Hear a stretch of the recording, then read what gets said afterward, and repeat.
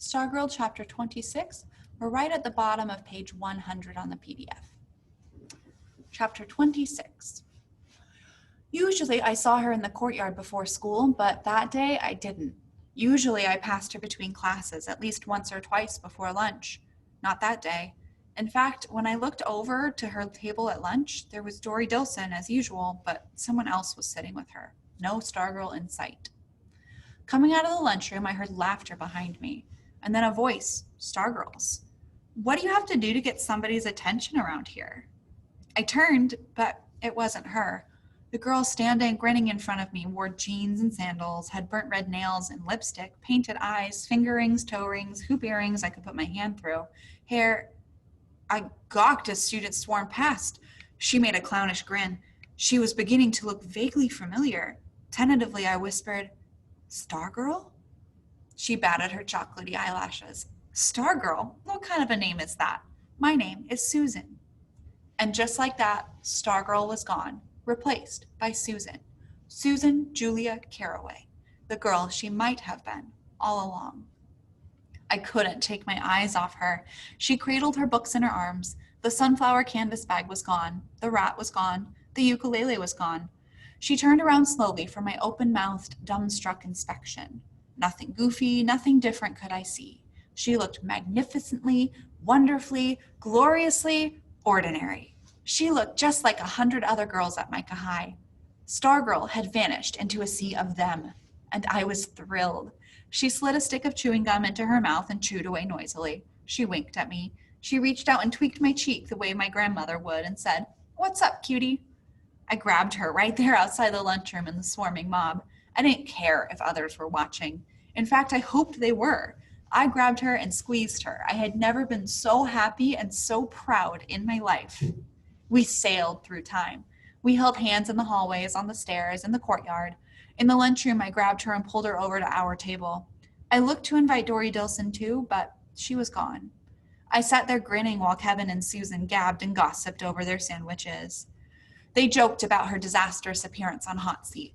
Susan suggested that I should go on Hot Seat one of these days, and Kevin said, no, he's too shy. And I said, not anymore, and we all laughed. And it was true. I didn't walk, I strutted.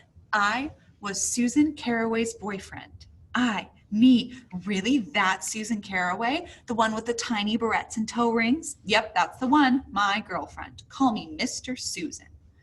I started saying we instead of I, as in, we'll meet you there, or we like fajitas. Whenever I could, I said her name out loud, like blowing bubbles. The rest of the time, I said it to myself. Susan. Susan. We did our homework together. We hung out with Kevin. Instead of following strangers around, we went to the movies and plunged our hands together into the $6 super tub of popcorn. Instead of shopping for African violets, we shopped for Cinnabons and licked icing from each other's fingers. We went into Pizza. We walked past the bulletin board inside the door. We shared a pizza, half pepperoni, half anchovies. Anchovies, ugh, I said. What's wrong with anchovies, she said. How can you eat them? Nobody eats anchovies. I was sort of kidding, but her face was serious. Nobody? Nobody I know. She picked the anchovies from her slices and dumped them into her water glass. I tried to stop her. Hey! She pushed my hand away. She dropped the last anchovy into the glass. I don't want to be like nobody. On the way out, we ignored the bulletin board. She was mad for shopping. It was as if she had just discovered clothes. She bought shirts and pants and shorts and costume jewelry and makeup. I began to notice that the items of clothing had one thing in common. They all had the designer's name plastered prominently on them. She seemed to buy not for color or style, but for designer label size. She constantly quizzed me about what other kids would do, would buy, would say, would think. She invented a fictitious person whom she called Evelyn Everybody. Would Evelyn like this? Would Evelyn do that? Sometimes she misfired, as with laughing. For several days, she was on a laughing jag. She didn't just laugh, she boomed. Heads turned in the lunchroom. I was trying to work up the nerve to say something when she looked at Kevin and me and said, "Would Evelyn laugh this much?" Kevin stared at his sandwich. I sheepishly shook my head. The laughing stopped, and from that moment on, she did a perfect imitation of a sullen, pout-lipped teenager. In every way, she seemed to be a typical, ordinary, everyday, run-of-the-mill teenager. And it wasn't working. At first, I neither noticed nor much cared that the shunning continued. I was too busy being happy that she was, as I saw it now, one of us.